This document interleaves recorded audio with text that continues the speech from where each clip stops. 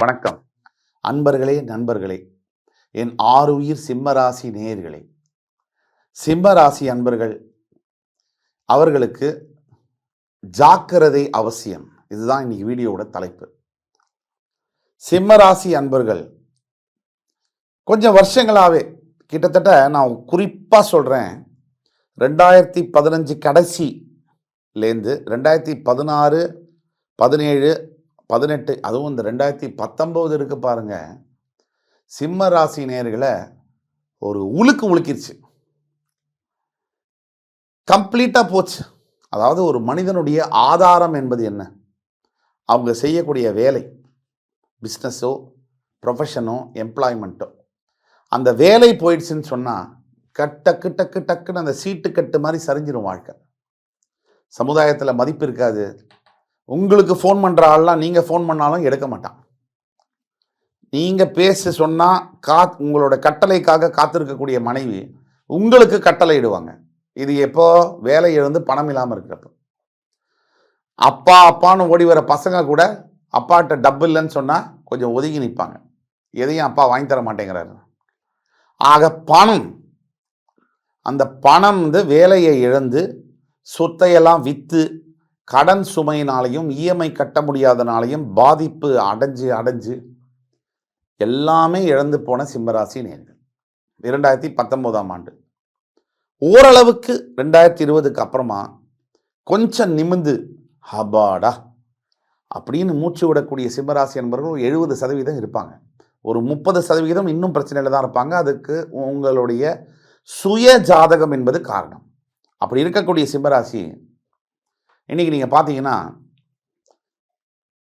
இதுக்கப்புறமா இன்னைய சூழ்நிலையில் சிம்மராசி எதை நோக்கி பயணப்பட்டு இருக்கு அப்படின்னு பார்த்தீங்கன்னா, மேஷத்தில் இருக்கக்கூடிய குரு பகவான் வருகின்ற 2024ஆம் ஆண்டு ஏப்ரல் 30ஆம் தேதி ரிஷபராசிக்கு பயிர்வார்.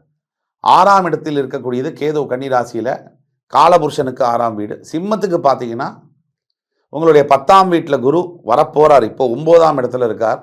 உங்கள் 2ஆம் இடத்துல கேது, அதாவது வாக்குஸ்தானத்தில் கேது இருக்கார். உங்களுடைய 7ஆம் இடத்துல கண்டக சனியாக சனி பகவான் ஆட்சி பெற்று இருக்கிறார். ரொம்ப முக்கியம். உங்களுடைய அஷ்டமஸ்தானத்தில் ராகு, உங்களுடைய 10ஆம் இடத்துல குரு. இப்போ எந்த பக்கம் பார்த்தாலும் கொஞ்சம் சவால்கள் வரா மாதிரி தான் இருக்கு. உண்மையான சூழ்நிலையில் பார்க்கும்போது சவால்கள் வரா மாதிரி தான் இருக்கு. ஆனால்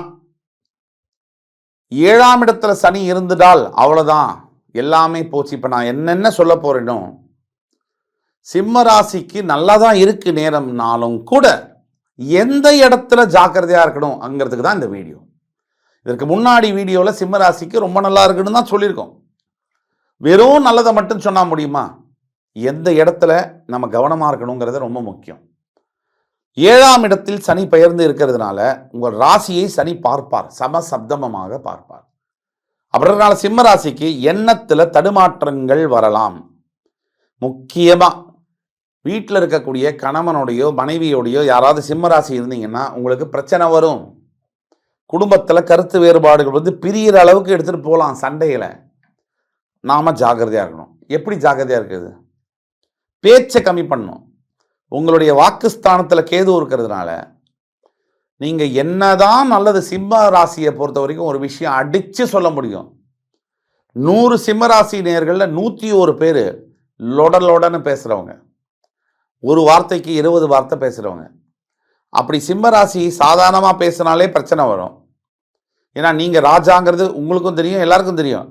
ஆனால் நீங்கள் ராஜான்னு உங்கள் எதிர உங்களை புகழ்ந்து பேசினாலும் கூட உங்களை முதுகு கீழே எப்போ குத்தலாம் கத்தியால், உங்களை எப்படி வெட்டலான்னு தான் காத்திருப்பாங்க ஜனங்க. அது உங்கள் மண்டையில் ஏற மாட்டேங்குது. இந்த வாக்குஸ்தானத்தில் இருக்கக்கூடிய கேது பகவான், தனம் வாக்கு குடும்பஸ்தானம் என்று குறிக்கக்கூடிய 2ஆம் இடத்தில் இருக்கக்கூடிய கேது பகவான், நீங்கள் பேசுறதுனால உங்களை வாய் வார்த்தையை வச்சு வீணான வம்பில் உங்களை மாட்டி விடுவார். தேவையில்லாத பிரச்சனைகளை உருவாக்குவார். பேச்சினால, வார்த்தையினால உங்களை தேவையில்லாத சண்டைகளை ஏற்படுத்துவார். இது நீங்கள் கவனமாக இருக்கணும். ஒரு தடவை 4 வார்த்தை பேசுகிற இடத்துல ஒரு வார்த்தை கூட பேசாதீங்க. 10 வார்த்தை பேசுகிற இடத்துல ஒரு வார்த்தை பேசுங்க. அந்த ஒரு வார்த்தையும் 2 தடவை யோசித்து பேசுங்க. அடுத்தபடியாக 7ஆம் இடத்துல இருக்கக்கூடிய சனியை பற்றி பேசினேன். கணவன் மனைவிக்குள்ள பிரச்சனை வரும், காதலர்களுக்குள்ள பிரச்சனை வரும், காதலை திருமணமாக மாற்றுவதில் பிரச்சனை வரும். இப்போ என்ன பண்ணணும்? ரொம்ப கவனமாக இருக்கணும். விட்டு கொடுத்து போகணும் சார். இந்த நேரம் சரியில்லாத போது நம்ம விட்டு கொடுத்து போகணும். எதுலேயும் பணிஞ்சு போகணும். நீங்கள் வந்து நான் பெரிய ஆள், அது உங்கள் ரத்தத்திலே இருக்கும். உண்மையிலே நீங்கள் பெரிய ஆள் தான். ஆனால் இப்போ இந்த காலகட்டத்தில் நீங்கள் கொஞ்சம் அமுங்கி தான் போகணும். நிதானமாக இருக்கணும். போட்டி, சண்டை, வம்பு இதுலேருந்து விலகி இருக்கணும். யார் கூட இப்போ போட்டி போடாதீங்க. ஏன்னா நீங்கள் தோற்றுருவீங்கன்றதுனால சொல்லலை, இது சரியான நேரம் இல்லைங்கிறதுனால சொல்கிறேன். அதே மாதிரி 8ஆம் இடத்துல ராகு இருக்கிறதுனால வண்டி வாகனங்களை செலுத்தும் போதும் ரொம்ப ரொம்ப ரொம்ப ரொம்ப கவனமாக இருக்கணும். 2 வீலரில் 4 வீலரில் நெடுந்தூர பயணம், லாங் டிஸ்டன்ஸ் ட்ராவல் தனியாக போகிறது அட்வைசபிள் இல்லை. என்ன வேணால் நடக்கலாம். உங்கள் சுய ஜாதகம் கொஞ்சம் வீக்காக இருந்ததுன்னா பிரச்சனைகளை கொடுக்கலாம். இப்போது விபத்துங்கிறதுல பல விஷயங்கள் இருக்குது. விபத்தில் இறந்து போகிறவங்களும் இருக்காங்க, கை கால் சரியில்லாமல் போகிறவங்களும் இருக்காங்க. அந்த மாதிரி ஏதாவது ஆச்சுன்னா இன்னுமே பிரச்சனை. காலம் ஃபுல்லாக ரொம்ப பிரச்சனை அது. ஆக அது ஒன்று. 10ஆம் இடத்தில் குரு ஏப்ரல் 30ஆம் தேதி பெயர்வதனால் தொழில் செய்யக்கூடிய இடத்தில் 10ஆம் இடத்தில் இருக்கக்கூடிய குரு சங்கடங்களை கொடுத்தே தீருவார். ஏன்னா அவர் ரிஷபத்தில் இருக்கார். குரு பகவான் ரிஷபத்துக்கு ஆகாது, அதனால் உங்களுக்கு சங்கடங்களை கொடுப்பார். இப்படி எல்லாம் இப்படி இருக்குது. ஆனால் மிச்ச கிரகங்கள், இந்த 4 கிரகங்களை தவிர மிச்ச 5 கிரகங்கள் மாறி மாறி சுழன்று கொண்டே வரும். அது உங்களுக்கு சாதகமாக தான் இருக்குது. இருந்தாலும் கூட இந்த ஆண்டு என்பது சிம்மராசிக்காரர்களுக்கு ஜாக்கிரதையாக, ரொம்ப அவசியமான ஜாக்கிரதை. எதெல்லாம் ஜாக்கிரதையாக இருக்கணும்? ஃபஸ்ட்டு நான் சொன்னேன், பேச்சில் ஜாக்கிரதையாக இருக்கணும். அளந்து பேசணும், யோசித்து பேசணும். செலவு செய்கிறதுல ஜாக்கிரதையாக இருக்கணும். அது தனஸ்தானம் 2ஆம் இடத்துல கேது இருக்கிறதுனால வீண் செலவுகளை இழுத்து விட்டுரும். நீங்கள் ஒரு 20,000 ரூபா 50,000 ரூபா சம்பளம் உங்களுக்கு மாதமெல்லாம் சேவ் பண்ணி ஒரு 25 தேதி வரைக்கும் 30,000 ரூபா வரைக்கும் அப்படியே கட்டி காப்பாற்றி வச்சுருப்பீங்க. அந்த 25ஆம் தேதி டக்குன்னு ஒரு செலவு வந்து அந்த 25,000 30,000 ரூபாய் முடிச்சிடும். அதே மாதிரி குடும்பத்தில் கூட தேவையில்லாத ஆர்கியூமெண்ட்ஸு வரும். அப்பா கிட்ட, அம்மா கிட்ட, சகோதர சகோதரி கிட்ட, பெண்டாட்டி கிட்ட, கணவன் கிட்ட, பசங்கள்கிட்ட அவாய்டு பண்ணுங்கள். அதே மாதிரி தேவையில்லாத நட்பு வேண்டாம். நீங்கள் சாதாரணமாக என்ஜாய் பண்ணுறதுக்குன்னு சொல்லிட்டு கூட நீங்கள் லிக்கர் சாப்பிட்டீங்கன்னு சொன்னால் உங்களுக்கு அது மிகப்பெரிய வம்பில் வந்து மாட்டலாம். 8ஆம் இடராகவும் சிறை தண்டனையை வாங்கி கொடுக்கலாம்.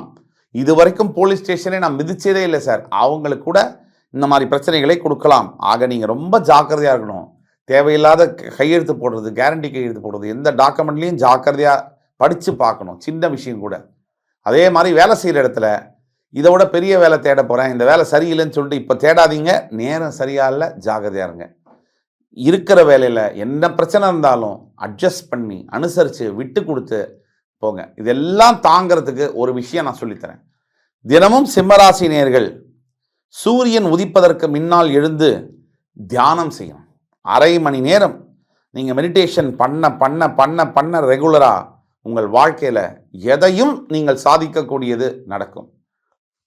இன்னும் ஒரு முக்கியமான விஷயம், பசுமாட்டிற்கு அகத்திக்கீரை செவ்வாய் மற்றும் வெள்ளிக்கிழமைகளில் சிம்மராசி நண்பர்கள் வழங்கும் பொழுது அனைத்து இஷ்ட தேவதைகளுடைய ஆசீர்வாதமும் கிடைக்கும், சப்த ரிஷிகளுடைய ஆசீர்வாதமும் கிடைக்கும். நீங்கள் வந்து உங்களோட வாழ்க்கையில் வந்து உங்களை ப்ரொடெக்ட் பண்ணுவாங்க பாசிட்டிவ் வைப்ரேஷனோட.